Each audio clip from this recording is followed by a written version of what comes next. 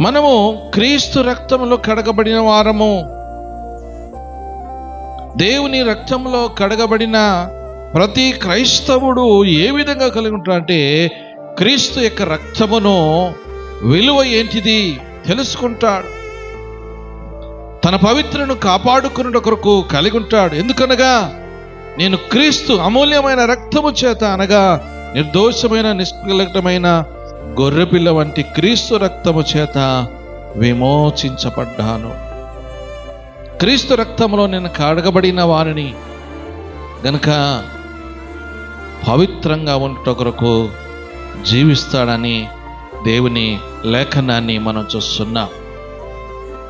నిజంగా నీ జీవితంలో ఏ విధంగా జీవిస్తున్నాం,